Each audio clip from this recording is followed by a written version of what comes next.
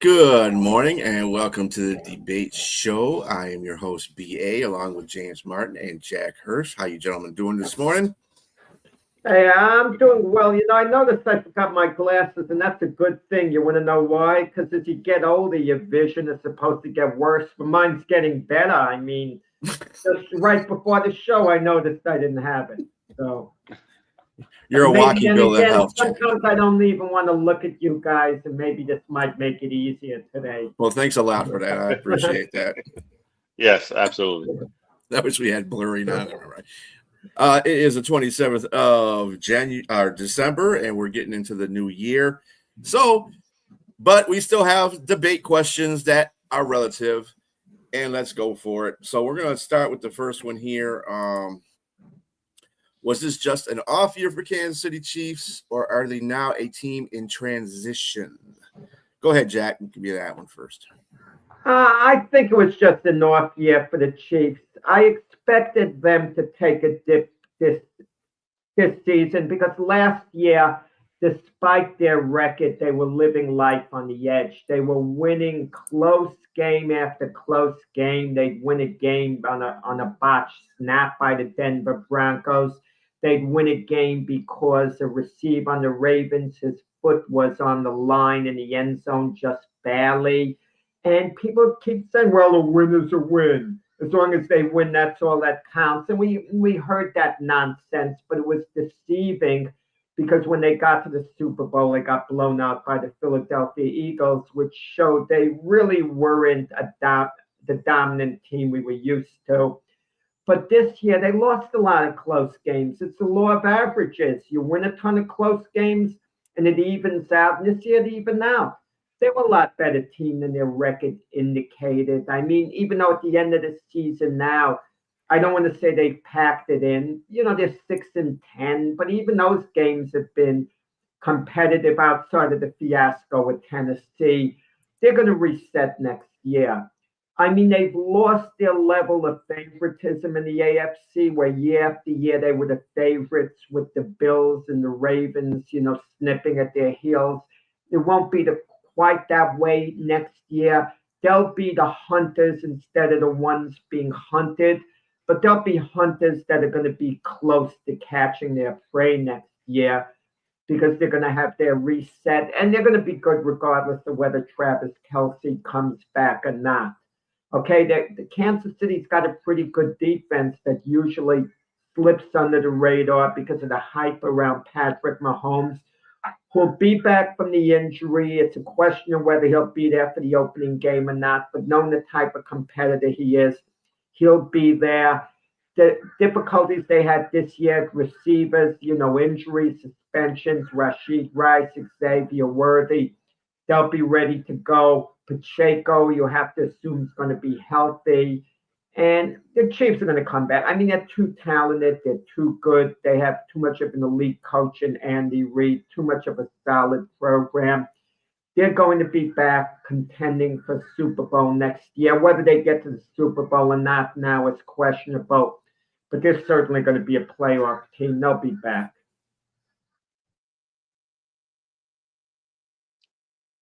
I don't know about that. Look, injuries happen. Injuries, this is unfortunate. Tom Brady had an ACL tear. The world lost his mind because they thought it was the end of the world.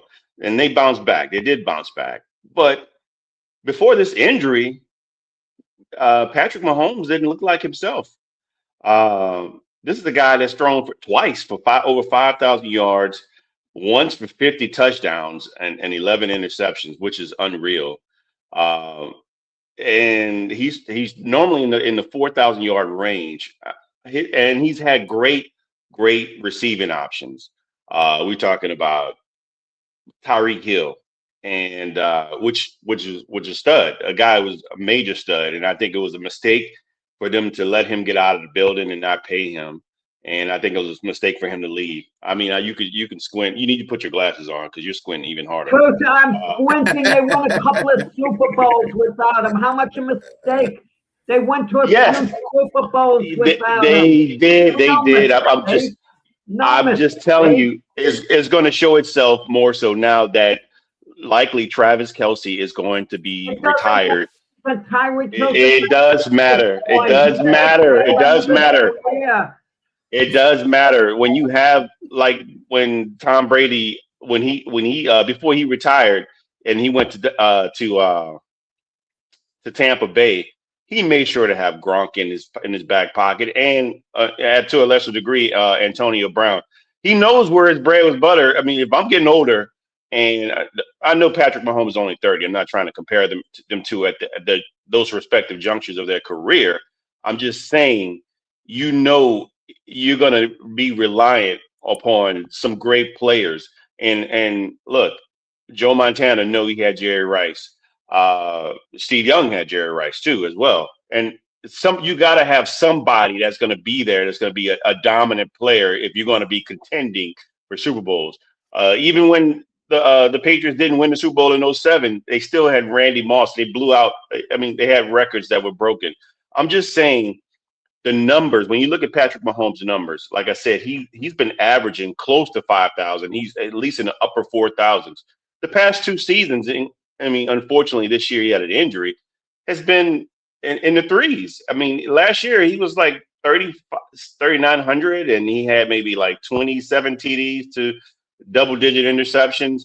And he unfortunately went down this year, and he only had 22 TDs and 11 interceptions. And I'm just saying, when people start getting old, meaning Travis Kelce, you can tell that it's starting to show itself, and it shows in their numbers. And look, I get you when you have a combination of head coach and quarterback that are great. You always have an option to be competitive and to get in and win. I mean, Bill Walsh, Joe Montana, Bill Belichick, Tom Brady, and Andrew Patrick Mahomes. I just think though something needs to be rerouted. I don't know. Maybe I think they're not on a true downward trajectory, but being able to be dominant to try to contend for more Super Bowls and win more Super Bowls. I just think that it's going to be a lot harder. It's going to be a lot harder for them to do it because, again, you continue with age and you got to find the right pieces. And I think they don't have the right pieces offensively to do that. For one, when you're getting older, you better be more reliant on somebody's superstar running back. Look at what happened when Terrell Davis helped out John Elway.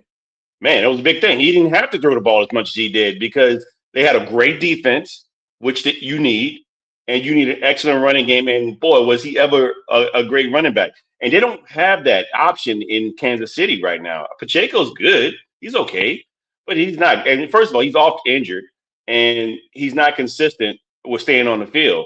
And they don't have anybody else. I mean, Kareem Hunt is past his prime. I mean, the time that he should have been in Kansas City was a time when, he got traded off to Cleveland. And I think that would have been more sufficient for them. They need a stud running back. Maybe somebody like Jeremiah Love. If they draft somebody like him, maybe that would help them out. But for right now, where their trajectory is, I just don't see them being as dominant as they were. I think the time where the dynasty has happened has come to an end. I'm not going to disagree with the dynasty part of it, but the point I'm trying to make.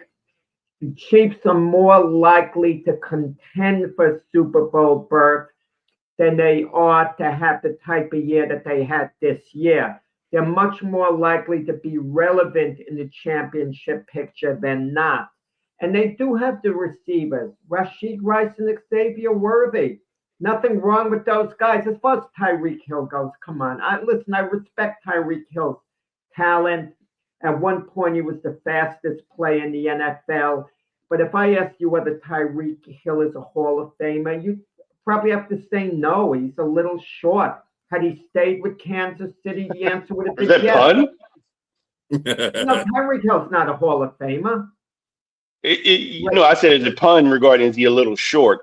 But I definitely would disagree with that. I think if you look at Tyreek Hill's numbers, you're gonna give him the nod and saying that he'd be close to being in there. I mean, he during his time when they were contending for Super Bowls, when he was there, considering he's a 5th round draft pick, he's far outplayed what he you would have expected of him coming out of I forgot what school he played for, They but either won way. 2 Super Bowls after Tyreek Hill left. I think they went to 3. They won 2. I believe my numbers are correct. I'm not certain. They were fine without Tyreek Hill. They were fine without him, the Chiefs, for years.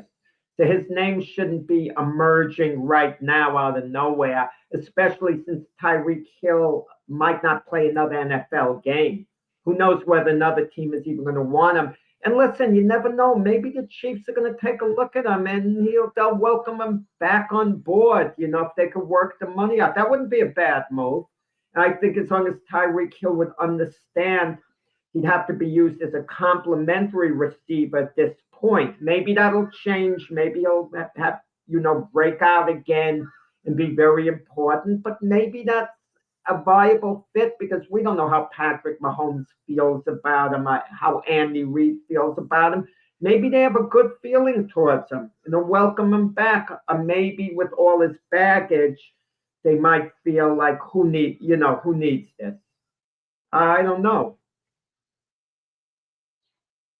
But I do feel that it's going to be tough to contend. It's going to take a couple of years, and unfortunately, I think the injury plays a major role as well because as you're healing, you're getting older. I mean, although the quarterback position, it's really hard to just say that's going to play a role in him. But unfortunately, Patrick Mahomes kind of falls into the category in the more athletic quarterback because he's not just that type of guy where he's a guy that has some magic when he moves around out of the pocket and rolls out with his legs. And that plays a major role. How this injury will affect him, I don't know. I think he'll improve and heal because he's a competitor. I think he's going to definitely come back. And Andy Reid, and that's another thing. Does Andy Reid want to coach anymore? The question is, I'm not saying that he doesn't, nor shouldn't he, but he is 70 something, and he's a lifer. You get the feeling that Andy Reid's a lifer. That's all he wants to do, and he's going to coach. I'd like to believe that. I'd like to believe that, yes. But we don't know with Andy Reid. Yeah. Get right. At certain age or whatever. Yeah. I mean, look, all the greats. Bill Parcells. You thought somebody like him was a lifer, and one day he just said, "No, I got to sit down," and he went to a different direction. Belichick's a lifer. Pete Carroll's a lifer, apparently. But now they're looking like older boxers past their prime that probably should sit down somewhere. I mean, Joe Paterno said when he coached before the scandal hit, he has to keep coaching. If he stops, he's going to die. That was Joe Paterno. I mean, he told the truth, yes. But that's how some of these guys feel. They just want to coach and they have to be dragged out. As long as they can physically handle the rigors. I mean, that's the whole thing. If you can physically handle the rigors of being a head coach, you do it. If you can't, then it's time. Yeah, I think Kansas City, they're going to be playing a last place schedule next year, which will bode well for them. It really all depends if Kelsey comes back. If Reed is going to stay there, I haven't really heard too many more grumblings about him not coming back. But Kelsey is the guy that is focused on right now whether he'll retire or not. If he retires, they got to find somebody that's going to match his production out there as a tight end because that's going to change the offense a little bit for Patrick Mahomes. And remember, Patrick Mahomes will probably be coming back late sometime next year too because of the injury he has. So they're going to have to deal with a backup quarterback until that time. So you better make sure all your. And he could make it for the beginning of the season. He could come, but yeah, he could be ready by September.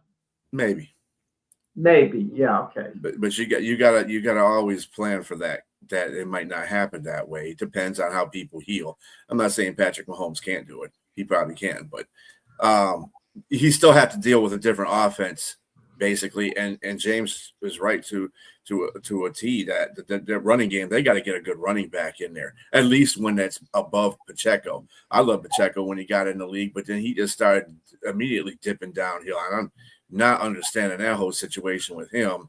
And Kareem Hunt is, he's right. He's old in the tooth. So as football terms go, he's old in the tooth. So they need some running back in there that can spell and take some hits, like maybe between like a miniature Saquon Barkley and Jahmyr Gibbs. That would be a perfect running back for them. Somebody that has that combined talent.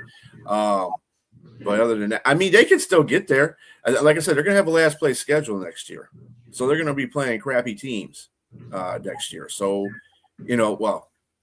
considerably crappy teams. You never know. We always have those teams that turn it around. And they got a competitive division, so I don't see why they couldn't get back in the playoffs. As far as their dynasty thing is concerned, I mean, they could. I mean, I don't know. It depends what they do next year.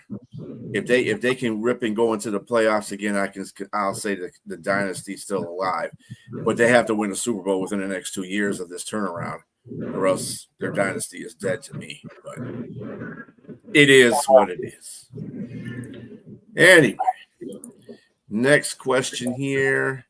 Which team is more likely to have success in the next few years? The Oklahoma City Thunder or the San Antonio Spurs? Go ahead, James.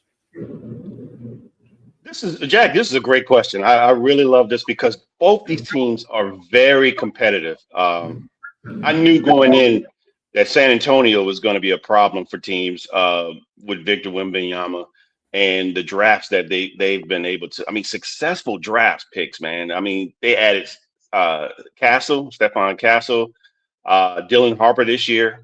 Man, and they traded for De'Aaron Fox. I mean, you got guard play, these big guards, man, that are in there. That's what is making them very successful outside of the big elephant in the room with having a 7'5" center that can actually dominate the game and average 3.1 blocks per game and can shoot from beyond the arc, which is an anomaly. You have a unicorn in the building. But OKC, man, they still show that they're great. I mean, now, mind you, both teams are top in the Western Conference side of the game, and with 1 and 2, both teams, Oklahoma City being 26-5 at number 1 and 23-7 for San Antonio, respectively. But 3 of those games for San Antonio, 3 of those wins are against Oklahoma City, and Oklahoma City hasn't beaten them yet this year, but it's been in the past 2 weeks that they played them, and all 3 games have been won by San Antonio. So that's something to look out down the stretch. But however, I still think that one of the biggest issues the question is who can be dominant. It's hard to be dominant more in the next few years because it's a great question, but it's also a question that you have to look at now. That would have been a great question maybe several years down in the past, because teams could have dynasties like Golden State because you didn't have aprons that would affect that. Now you got these aprons that are in the issue. When I say apron, meaning you get penalized for having going over your salary cap after your first apron, then after your second apron. Once you get past that second apron, and you're over the cap, draft picks are getting taken, first round draft picks, trades are being affected, facing huge tax bills as well. So a lot of times that's what you're going to see. That's what you saw in Boston, and it's going to happen this year, this upcoming year, where they're going to start losing players, or they're going to have to start, dropping some players because they're over the tax bill. I mean, they're over the salary cap. So that's a big thing that's going to happen with both San Antonio and Oklahoma City in 27, 28, when those contracts hit, particularly with OKC first, because Chet Holmgren, Jalen Williams, and SGA are both in the $250 million range with their contracts. And so theirs kick in 27 and 28. Oh, actually, yeah. and it's going to be a problem around that time. But before then, they got a small window to be able to keep everybody there and try to win repeat. And so both of these teams are facing that type of issue. So I was like, well, who can be dominant in a short term? And I think right now I'm going to give it to OKC. Why am I going to give it to OKC? Because Wembanyama has a long-standing injury history. As great as he is, as great as a player he's been, he's got some serious injury history, man. When I'm talking about that, he's in 2020, he's had a stress fracture on his fibula. He was out for 3 months. A finger fracture in 2021 when he was out for a month. Shoulder injury, deep vein thrombosis. He was out for the rest of the year. And this year he had a calf strain, and he was out for a few weeks. And this is not an uncommon thing for guys his size, Jack. Guys his size that are slender and lanky, they're more prone to having injuries in that lower half of their body and the leg injuries. We're talking Kristaps Porzingis, Jonathan Isaac, Yao Ming, Sabonis, Z Ilgauskas, and Bill Walton, Rick Smith. All these guys, man, had major injuries to their legs because of the pounding of the legs on the floor and the way they're built, how long their limbs are. So I'm not wishing any of that on this guy, but the history suggests that he's not going to be a consistent player on the court, not because of his game, but because of, unfortunately, anatomy that just won't allow him to be on the court. And so that makes a big difference in being great and dominant versus being, good to, average to good. And I think the rest of those guys are great, but they got to have their play. And the same for Chet Holmgren. He had an issue with one of his legs, but with a Liz Frank fracture or something like that. But because of how he's built as well. But it's yet to be determined how his career will go. He's been okay too as well in regards to injury, minus that one. But I'm going to give it to OKC only because of that, because both these teams are loaded and their future looks bright. But that's the biggest issue for me is the injury history of Wembanyama. I mean, you make a good point with the size, but I could point to all the great players in the NBA, big guys. Kareem Abdul-Jabbar didn't have an injury history. Hakeem Olajuwon. I'm not saying they haven't one injured a little bit on and off like any other player's been. I don't necessarily go for that, even though you gave some good examples. I'll disagree with you in this. That when you complimented the question could have been put a little better, because the way it was put, now that I look at it, which team is likely to have success? Successes are relative.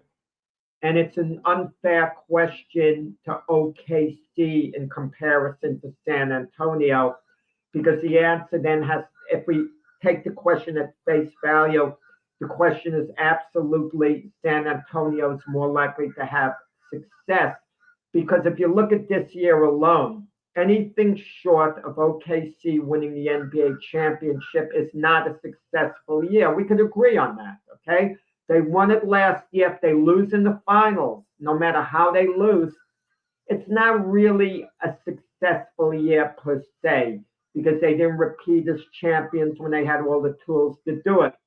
On the other hand, San Antonio could get eliminated in the second round of the playoffs and say, okay, we took our step towards the championship. This year was meaningful. So they have less of a bar, to reach, at least this year, San Antonio than OKC. We might want to dismiss the 3 games they just played, but it kind of reminded me of Cedric Maxwell. He loved to tell the tale about going up against Larry Bird as a rookie. Larry Bird shows up. Maxwell's laughing to the other players that he's going one-on-one with the rookie to take him to school. Bird scores a quick basket. Maxwell says, that's cool. That could happen to anyone. Now it happens a second time. Now he says he's D'ing up. Now it happens a third time, and he's thinking, this guy's better than me. And that's what might be going through the head of OKC. because that's what SGA was even saying. When the team beats you 3 times in a row like that, they're better than you, at least at this point.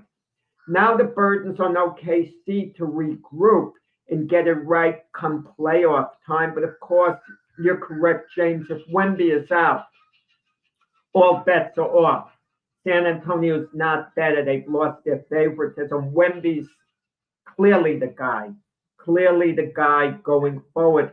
And if you believe Wemby is going to stay on the court for the most part, you got to believe you're looking at one of the greatest players in the history of the NBA when all is said and done. On the short list, I'm talking about top 5 of all time. Arguably, he could ascend to number 1 if he matures. I mean, who knows even.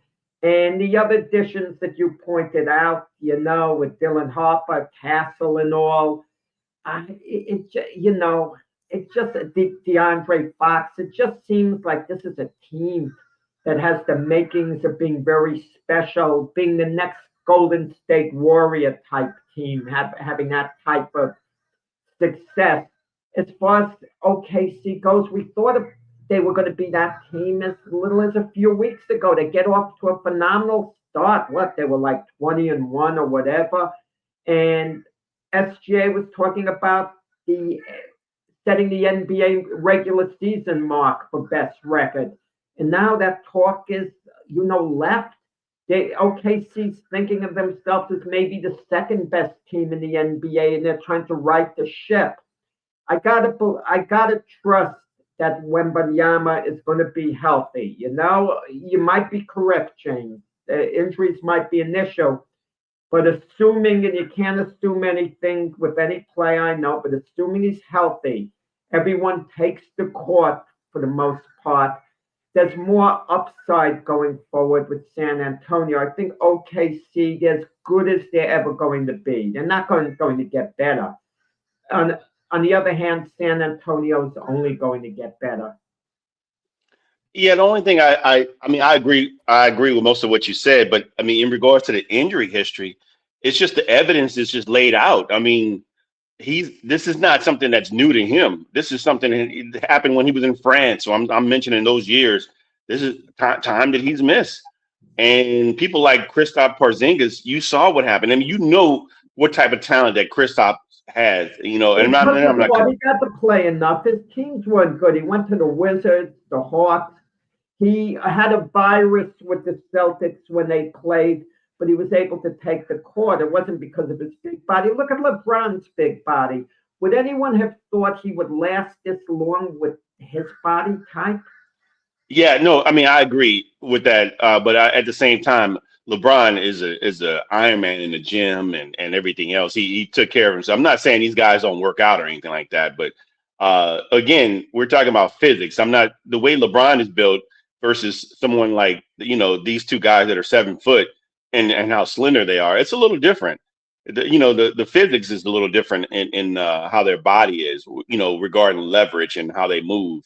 And there's just a lot of stress the stress is a lot higher on those type of limbs than it would be on somebody like LeBron James. And again, why do we put down the old timers like Wilt Chamberlain, who never missed games?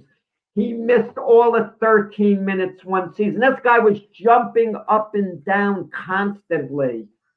But he was a physical marvel, man. I mean, we're talking about another unicorn that he wasn't just tall. He was like built like a god, man. He was like incredible, his size. And you didn't see nobody you don't see too many guys like that now at that height, built like that, so he's a one-off. I almost wouldn't even include him, just how he was built. But with that said, I still think OKC bounces back. They might not, maybe they're reading the press clippings because the last few games that they've lost, it's within the last 7 games, the games that they've lost, those 4 games, and 3 of them came from one team. So I think they're still going to be dominant. They're still going to probably go for the record, but they got to realize that they got a team that's that is in the West that they got to contend with, and that's the Spurs. But I like OKC and their talent. Their talent is just as good as well. I mean, Jalen Williams is back, And so I think that's going to be good for them. Yeah, I think, but you know, I gotta go in a different direction with this one because I think OKC at this point in time is going to have a lot of good success, but over the course, like the question says, over the next few years, I think San Antonio is going to take over that position because they have a lot of younger players on their team too. And Wemby, like everybody says, is a phenomenon. And whether he is injured or not, the times that he's in there, he's going to be great for that team. He's one of those guys that just stand out. And Oklahoma, I like SGA, but it's going to come to the point. I think that what it is San Antonio is the more younger of the two teams, basically, if you look at it. Now, the Oklahoma City came out, 3 years ago? They were a young team. And then they got into the championship. They went to the playoffs in 1 year, and they got in the championship the next year. San Antonio is kind of on that same course. And this is, I think this is a team that Oklahoma. I think the thing with San Antonio is, yeah, you can beat the Oklahoma, City Thunder 3 times, but it's the other teams that you have to play too. They have 7 losses to OKC's 5, so we got to put that in perspective. You got to beat other teams too. And the Western Conference is a tough conference. So only problem I have with that is that SGA is averaging 32 points a game, second in the league. And he's a defender. He's a two-way player that averages 32 points.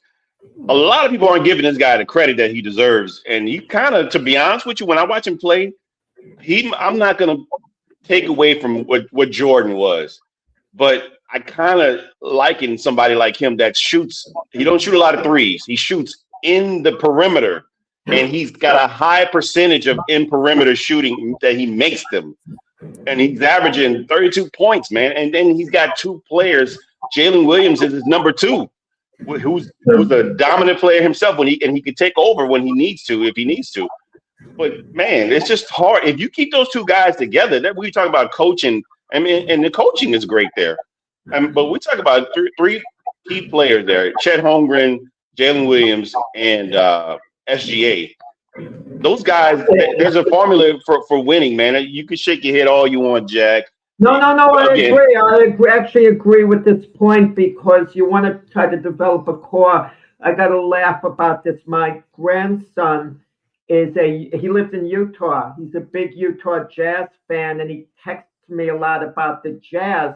And I look at the box score last night, and there are 2 rookies, Ace Bailey and William Clayton. Neither of them scored a point, last night.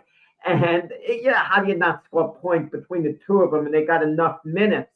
You put them on a team like OKC or San Antonio, they become much better players, much better, and they fit into the nucleus. It depends. But when you have a core like OKC has, SGA, Holmgren, Williams, the other guys become better around them. Mm-hmm. And like Shaq said, the others, where you have what's the kid's name? Man, he came out of LA. I forgot what's his name. He's bald headed. I forgot he played with the Los Angeles Lakers. I can't think of the kid's name. Wow. But anyway, he got paid. He's got like $80 million. He's bald headed. What's this guy's name? Out of Texas. Is he a rookie? No. He played with LeBron. Paid $80 million. He has to be good. For $80 million. He's Alex Caruso. Alex Caruso. Right. Yes. Right. Alex Caruso has been a great player addition for them. He's an excellent defender, a 3-and-D guy. Hey, look, James, what people forget. No, you mentioned I got started to cut in, but Julius Randle was a Laker.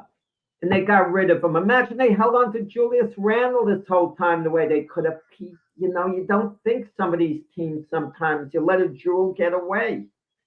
Yep. And Lakers did. I mean, obviously he won a championship with the Lakers in 2020, but they let him go instead of paying him the money, man. And I think it hurt him for sure because he's just a gritty player that everybody needs that 6-man. Yeah. If you put Brunson on the Mavs now. Imagine they held on to him the whole time. you're thinking championship, Brunson, Flag, Kyrie, Davis, etc. Yeah, I mean SGA, he was with the Clippers, and they let him go.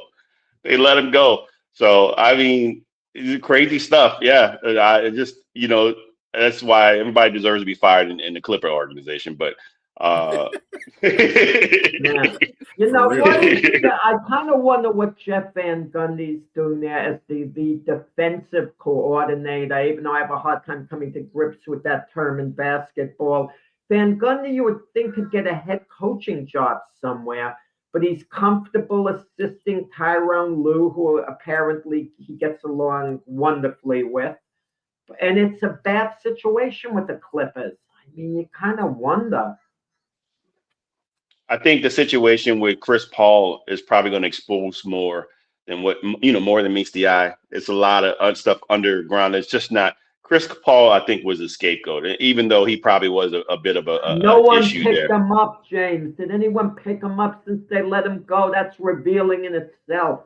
Of course, I agree with that. I'm not saying that he's absolved of anything. I'm just saying he wasn't. There's when a marriage is not good, a lot of times it's usually some parts on both sides that just cause it to dissolve. And I think there's some other issues that were there that probably he recognized. And again, somebody his age, I know we discussed this before. Somebody his age shouldn't be just going as hard as he should. But he did probably expose some other problems there because clearly he's not there and they're not good. So there are some other Uh, issues there. I would expect nothing less from you, James, being an Isaiah backer from the Isaiah Thomas, school. Absolutely. I'm going to always support Isaiah for Isaiah. sure. Yeah, we got to get Isaiah, Isaiah on the questions. I like talking about Isaiah. I don't know why. he's polarizing still to this day. But You like him, he, Jack. he he's he's still one of the greatest point guards that ever played the game. Even Michael Yeah, Jordan that in the is. last dance gave him his props in regards to who he was. He was great. No beef there at all. Yeah. But as far as this question is concerned, you got to look at the rosters right now. I was just taking a gander at the rosters. There are 7 players from Oklahoma City that are scoring average of 10 points or more, and there's 8 on the San Antonio Spurs. So contention, those 2 teams are going to probably be battling for the next 3 or 4 years for that number 1 spot. That's just, my opinion. But these 2 teams are talented roster wise, so if they can keep their rosters basically intact for the next 2 or 3 years, 4 years, these are going to be some good battles between these teams. All right, so next question, and this is going to be something that we just started to do today on this show. Me and Jack are going to go at it about Jared Goff. So James is going to be the moderator. So let me prep this a little bit here. Yeah, I mean, I can go first if you want me to, because I'm sure you might want to count. Unless you want to go first, Brian. You won the coin toss on this one. I defer. Yeah. Okay, so basically the question is Jared Goff one of the top 10 quarterbacks in the NFL? And I'm turning right here now, even though I know all the starting quarterbacks in the NFL now. I don't want to miss the particular. Why the heck is this coming on? I don't know. Sometimes you hit a button and you get basketball coming on, and I'm hitting the NFL here. Forget that. I'll get it off the top of my head. The answer is no. Jared Goff isn't one of the top 10 quarterbacks in the NFL. Is he a good quarterback? Absolutely. He is a good quarterback. He's a solid quarterback. But if I have to grade him, I'm a professor of quarterbacks. Jared Goff's final papers are handed in, the type of quarterback he is now and everything. He gets a B. That's his grade for the semester, not just this year, for past years as well. He's taken a team to the Super Bowl in the LA Rams, where they scored a measly 3 points under his leadership there. Okay, he didn't play well in that game. He played dreadfully, if you want to know the truth about it. And there's a reason the LA Rams moved on from Jared Goff. not because he wasn't a good quarterback. To take the next step, you needed a better quarterback, and they got one in Matthew Stafford.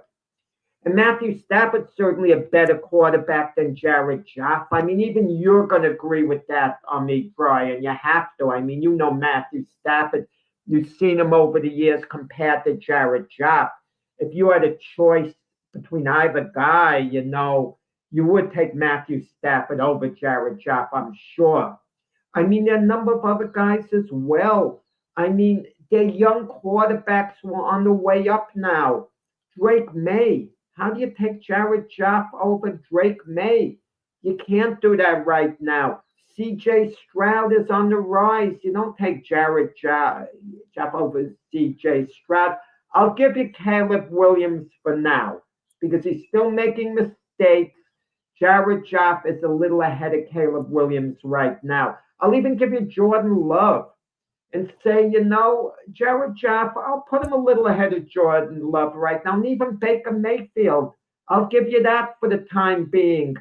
The way Baker's been playing the second half of the year, hurt or not, I'll give you that much. But and I'll give you Sam Darnold as well.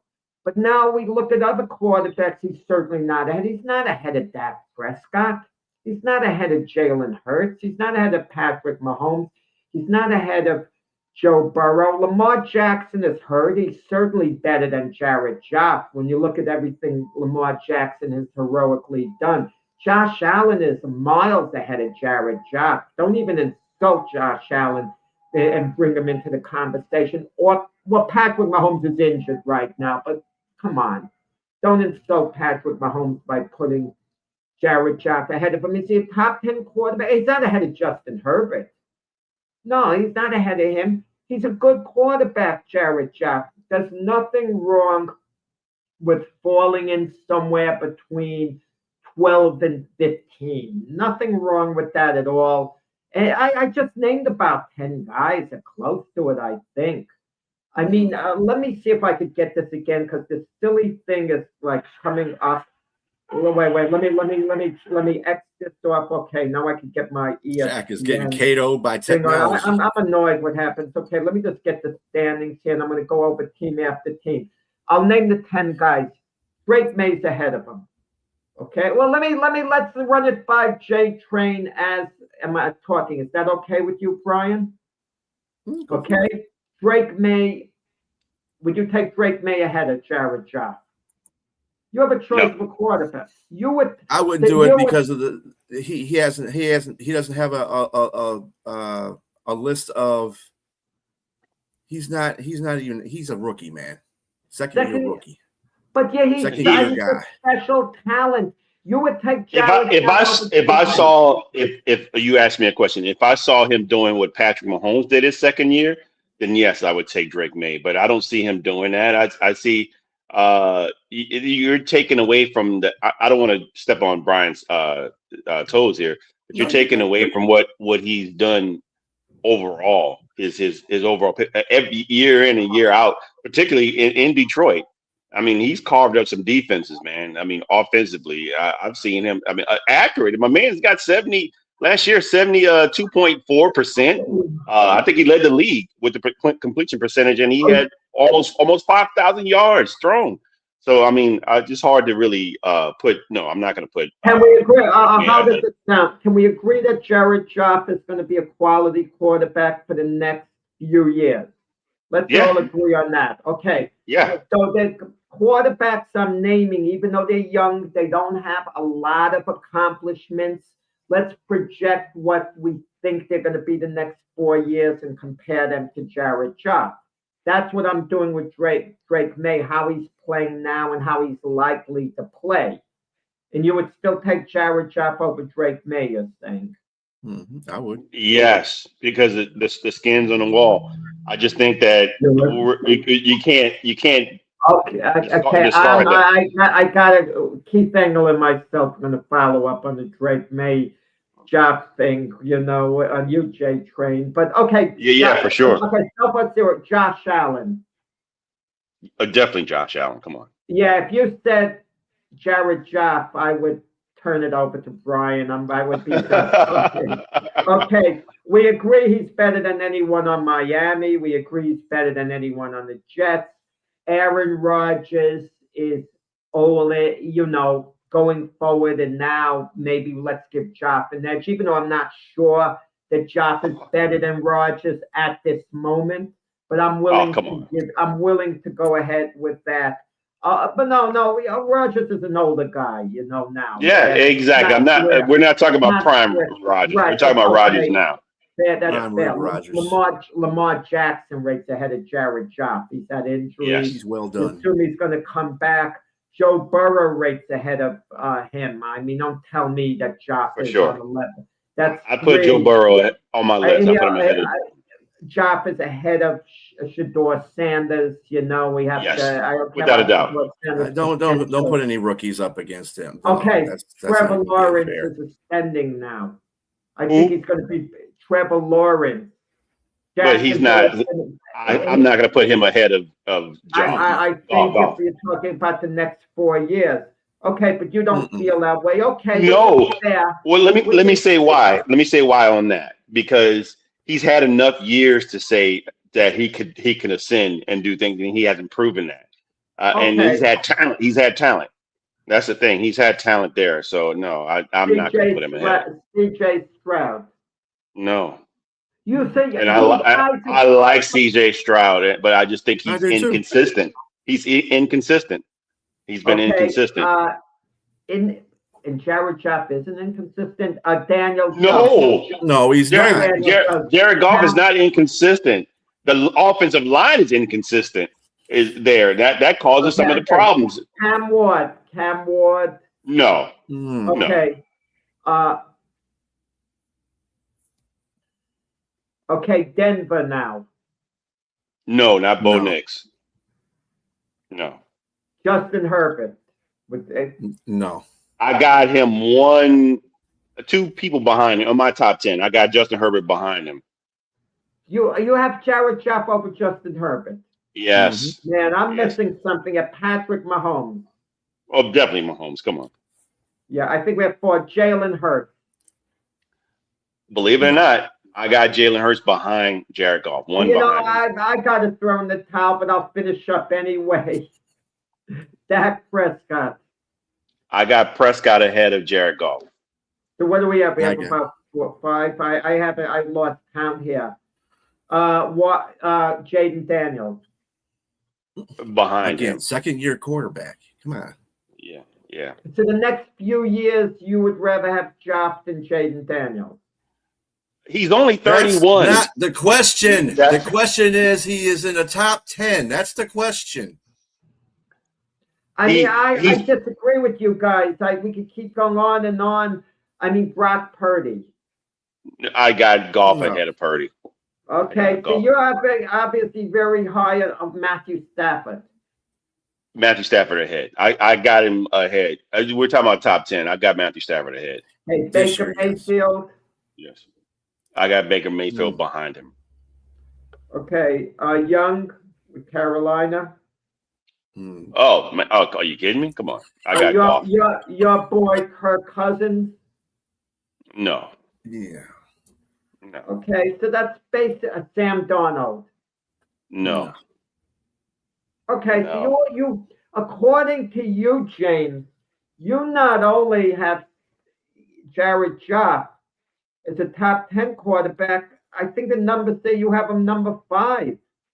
No, I got quarterback in the NFL. Let me tell you my list. Over to you, Brian, to give you the floor. I'll give my list and I'll let Brian go. I got Mahomes, Lamar Jackson, Josh Allen, Joe Burrow, Matthew Stafford, Dak Prescott, and then I got Jared Goff, and I got Jalen Hurts, Justin Herbert, and Baker Mayfield. That's my list. Okay. Well, the only thing I'll say before you go, Brian, what an insult to Jalen Hurts with all he's accomplished, but whatever. I mean, what is he accomplished? I mean, everything is a team base anyway. Wins and losses are team based. Last year, he didn't do anything. He didn't have to do anything. Only thing he had to do was use his feet and let Saquon do the running. And Jalen was running just to offset everything. I don't know why they couldn't regurgitate that offensive play calling from last year to this year, but whatever. I'm not a NFL head coach, so I can't tell you. So off the numbers alone, Jack, you like to say someone you mentioned that this quarterback we're talking about, Jared Goff, is an excellent game manager. I think it's the opposite. I think Jalen Hurts is an excellent game manager.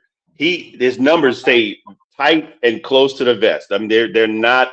He doesn't put out a whole bunch of numbers, but he takes care of the ball and he throws more. He always has a better ratio of touchdown to interception ratio, and he's able to run the ball when needed in spells. Mm-hmm. So to me, and there's a reason that some of the receivers complain about not getting the ball because they limit with how much he can throw the ball. To me, that tells me that they're trying to protect him and take him away from mistakes. And so Jared Goff, he can unleash the ball and throw the ball because he has the weapons and he gets the ball to them. He can throw in tight windows and he's very accurate with the ball. To me, that shows that he's the type of quarterback that you can use to lead your team to higher success.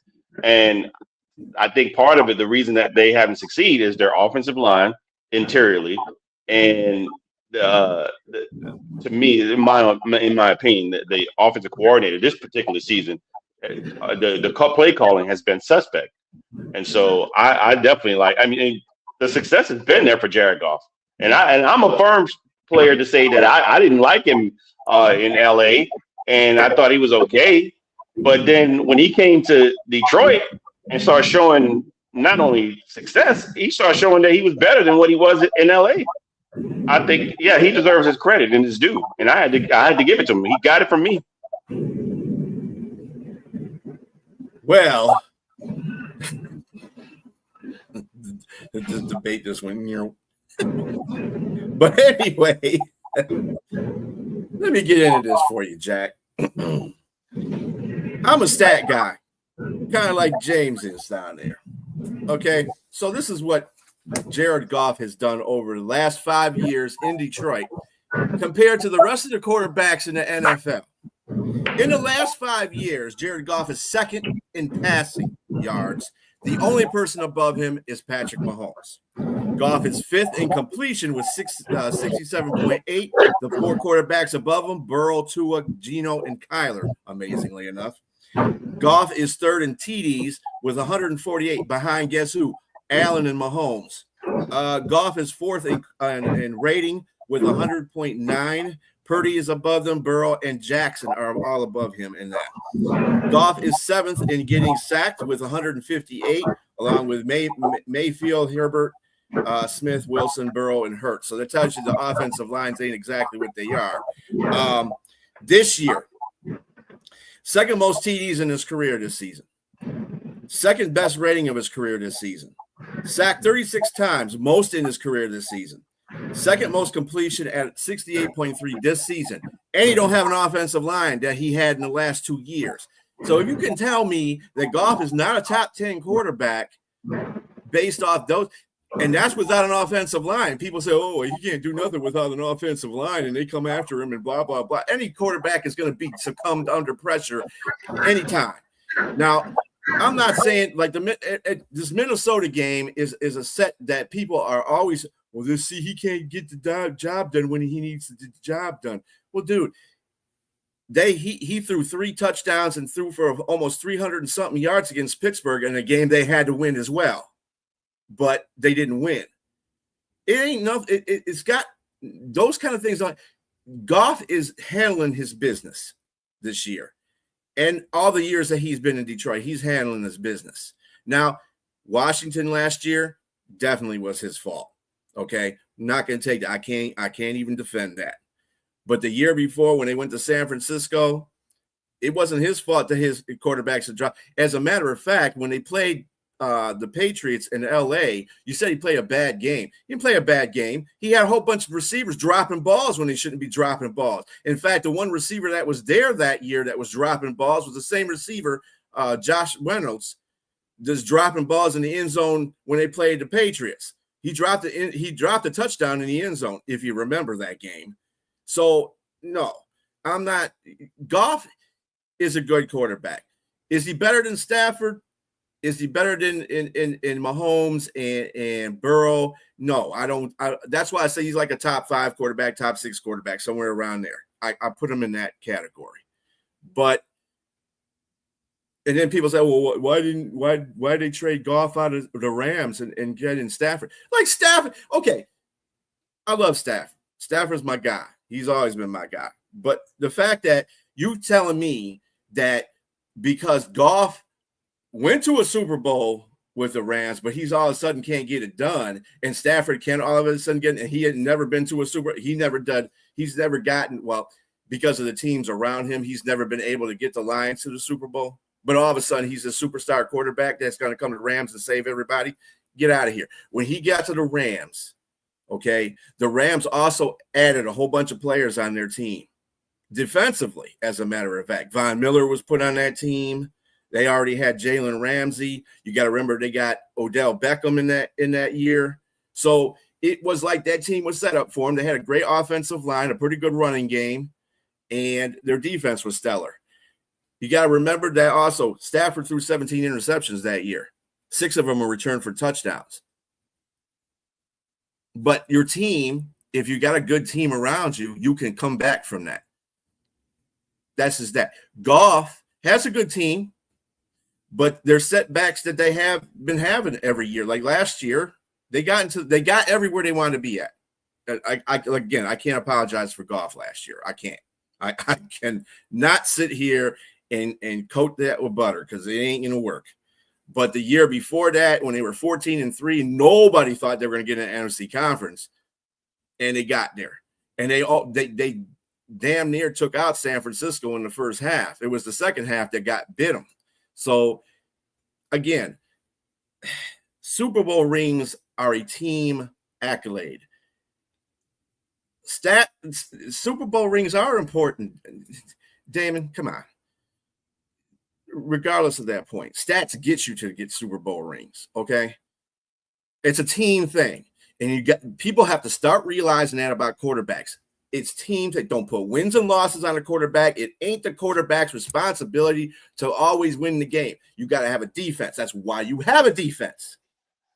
To respond to that commenter, are you really going to not acknowledge Dan Marino because he got to one Super Bowl and never got to another one ever?